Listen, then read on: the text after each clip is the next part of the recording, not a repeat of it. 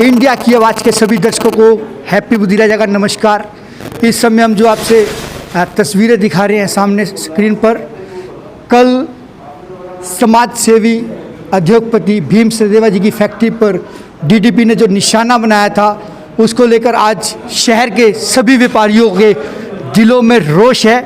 इस रोष को देखते हुए सभी व्यापारी जो इकट्ठे हुए हैं और क्या आज इन्होंने निर्णय लिया है, आइए सीधी बातचीत करते हैं। पहले चुग साहब, इंडिया की आवाज़ में आपका स्वागत है। आज किस विषय में आप लोगों की मीटिंग हुई है और क्या निर्णय लिए गए? देखिए, आज की हमारी मीटिंग पूरे पानीपत की इंडस्ट्रियल एसोसिएशन ने और पानीपत के जितने व्यापार मंडल हैं, जितने बाज़ार की संस्थाएं हैं, सभी की मीटिंग थी।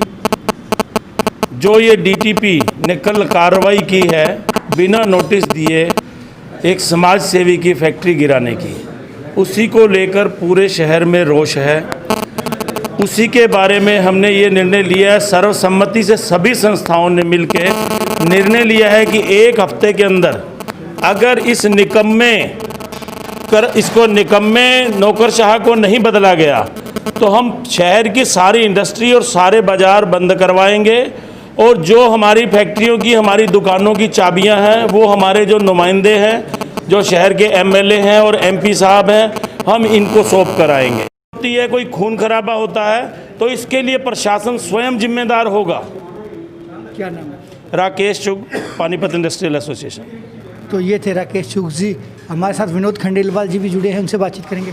खंडेलवाल साहब, कल जो ये किस्सा हुआ है उसके बारे में आप क्या कहेंगे? मैं सबसे पहली बात तो ये है कि ये बड़ा दुर्भाग्य की बात है कि विदाउट किसी को नोटिस दिए हुए, बगैर सूचना दिए हुए आप अपनी तानाशाही में किसी भी फैक्ट्री को जाकर गिराते हैं, तो इससे बड़ा व्यापार का क्या दुर्भाग्य होगा। दूसरी बात, पानीपत आज शहर जिस ढंग से बसा, पिछले 2002 के बाद सरकार की तरफ से कोई भी ऐसा इंडस्ट्रियल प्लॉट नहीं काटा गया। अगर एक HIDC का प्लॉट अगर काटे गए हैं तो वो भी शहर से काफ़ी दूर है। और जो फैक्ट्रियाँ चल रही हैं, जो रोज़गार व्यापार को दे रही हैं, जो श्रमिकों को कार दे रही हैं, अगर इन फैक्ट्रियों को इस ढंग से ही गिराया जाएगा तो ऐसे व्यापार कैसे चलेगा। कल एक तानाशाही का एक नमूना फिर सामने आया।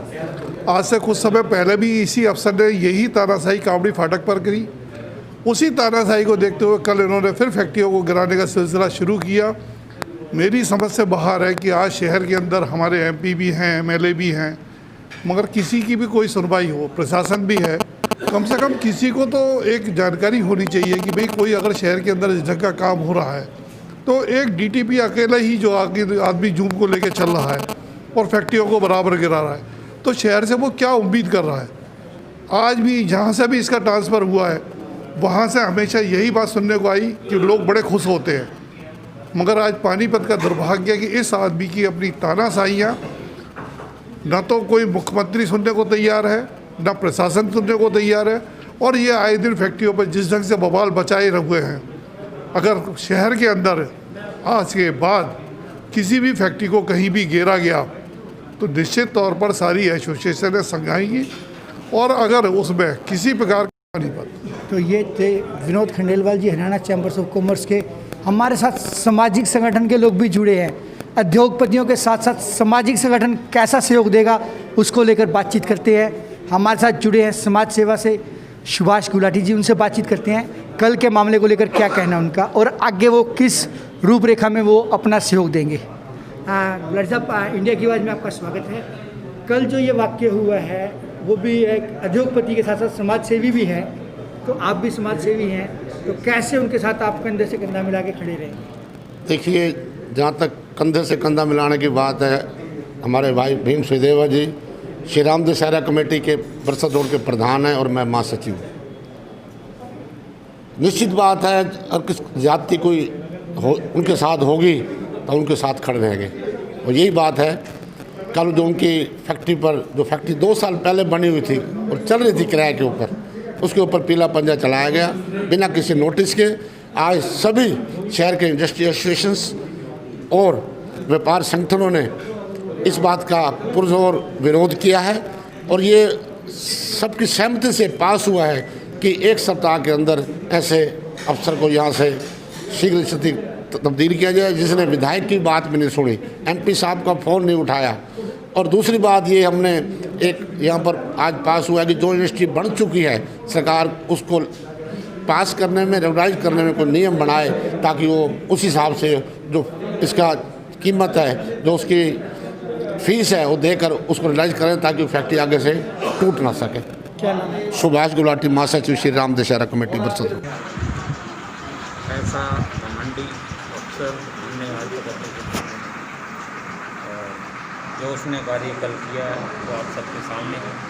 और मैं सभी एसोसिएशन, बाज़ार की सभी एसोसिएशन के प्रधान और हमारे इंडस्ट्रियल एसोसिएशन के प्रधान सभी इकट्ठे हुए थे। इन्होंने एक हफ्ते का निर्णय लिया है, इसको यहाँ से ट्रांसफ़र किया जाए। इसको ट्रांसफ़र नहीं करेंगे तो एक बार हफ्ते बाद हम इकट्ठे होकर इस पर डिसीज़न लेंगे। फैक्ट्री हमने चलानी है, हमको बंद करनी है। कितना सर नुकसान हुआ है? और जो अधिकारी हैं उनसे भी बातचीत हुई, उनका ये कहना था कि उनका जो फ़ोन था वो गाड़ी में था और कई बार आपको नोटिस दिए गए थे, क्या कहना है? हमारे पास किसी तरह का कोई नोटिस नहीं है। हमारे माननीय विधायक प्रमोद जी, महिपाल ढांडा जी और डीटीपी के साथ हमारी कई बार मीटिंग हो चुकी है। उन्होंने हमें इस बारे में कहा है कि आप CLU अप्लाई करें, आपका CLU नई पॉलिसी सरकार बनाएगी, उसके अधीन आपको उसका CLU दिया जाएगा। तो हमने वो CLU भी अप्लाई किया। और जब हमारे विधायक ने फ़ोन किया, वी साहब ने, तो उन्होंने फ़ोन उठाने से इनकार कर दिया। कहते जी मेरा फ़ोन मेरे पास नहीं है और हमें डिपार्टमेंट ने कोई फ़ोन नहीं दिया। क्या लगता है पानीपत में जो अधिकारी हैं वो नेताओं के फ़ोन भी नहीं उठा रहे, क्या लगता है किस स्थिति में है शहर? आप किस नज़रिए देखते हैं?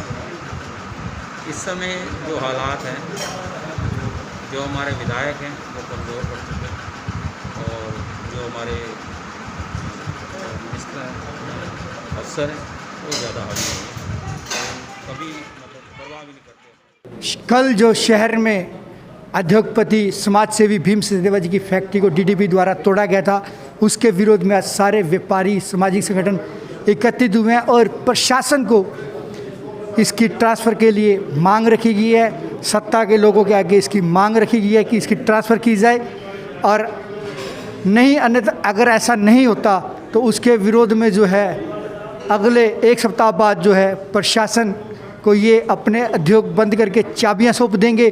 देखना ये होगा कि सरकार क्या उसकी ट्रांसफ़र कर पाएगी या व्यापारियों को ऐसे ही आंदोलन कंटिन्यू करने पड़ेंगे। अपने सहयोगी के साथ हैप्पी बुद्धि राजा की खास रिपोर्ट।